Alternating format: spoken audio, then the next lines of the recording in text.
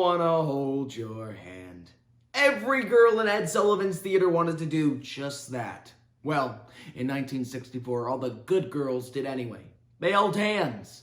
Though, to be honest, if John, Paul, George, or Ringo wanted to have, say, a kiss, I'm sure there would have been a few volunteers. When my daughter asked for tickets on February 9th, 1964 to the Ed Sullivan Show, I had no idea what a Beatle was. Old Ed knew, though. As I stood there in the row of the 11th aisle of the theater, I saw Ed grinning like the Cheshire Cat off stage. I will say one thing, though. There's no way on God's green earth that those girls could have sang in the church choir the next morning. All that screaming. Starting as a small band in Liverpool, England, they hit Beatlemania. John, Paul, George, and Ringo's star not only changed music as we know it, but infiltrated history and made changes even to this day. The Beatles poems, written by Shannon Cartwright, beautifully illustrate how the Beatles infiltrated life, day-to-day life. Do you want to know a secret? This morning, Paula called Kathy, who called Sarah, who called Betty, who after her mother grounded her for being on the phone too late last night, phoned me. And then Paula called Kathy, who told Sarah, who told Betty, who told me that Paul is dead. And I didn't even know he was sick.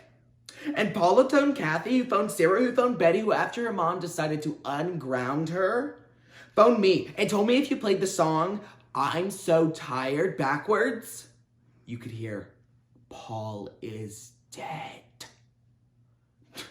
And after lunch, Paula called Kathy back, who called Sarah back, who called Betty back, who called me back, and said it was just all some big hoax made up by some radio station.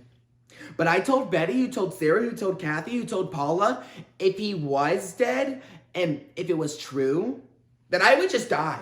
I would die. And then Kathy and Sarah and Betty would all have to come to my funeral and only play Beatles music. We all live in a yellow submarine. When I was younger, the Beatles infiltrated my life into every single part. Via my peace sign, flower power, organic garden growing parents. My parents would have easily been the poster child for the 60s. They owned every Beatles 45 and LP. My parents didn't believe in caroling, but that wouldn't stop them going door to door regarding our neighbors. It was what they called year-round songs of peace and joy. As a tie-dye wearing tyke of 7, I didn't have a treehouse. I had a yellow submarine in a tree. My mother would quote Beatles song titles as if they were some sound bits of wisdom or advice.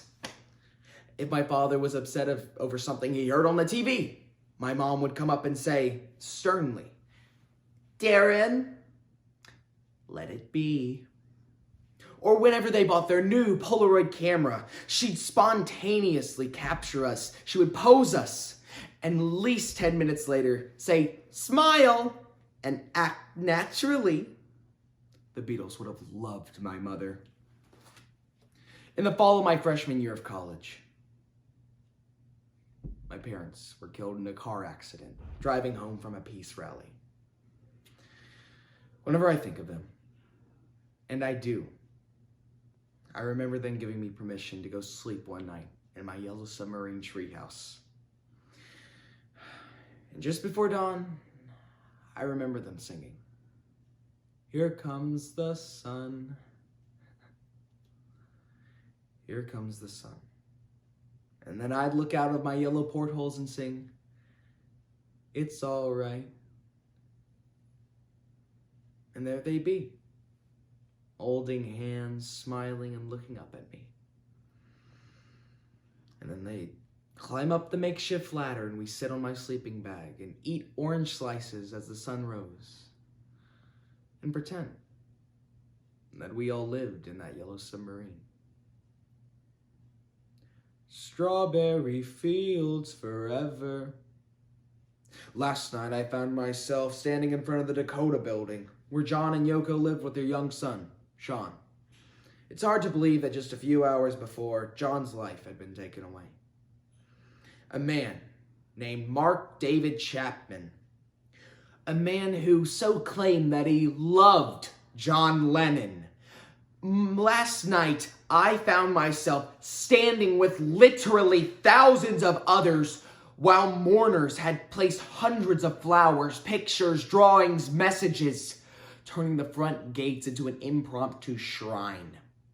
It's hard to believe that just a few hours before, the man who pledged himself his entire life to campaign for peace, a man who was simultaneously with love, died at the hands of a senseless, violent act. Last night, 1 a.m., nearly thousands of people had gathered together in front of Lennon's home, old and young, black and white. We lit candles and we all sang "All You Need Is Love."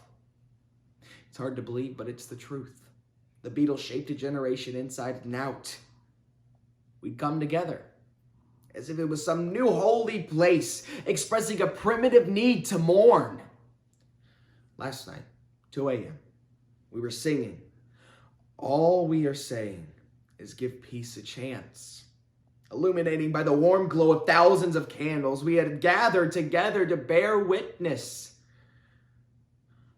It's hard to believe. We'd all hoped that the band, which had perceived innocence, which personified the restless idealisms which someday reunite. But now we knew the truth. Lennon was dead. And so were the Beatles.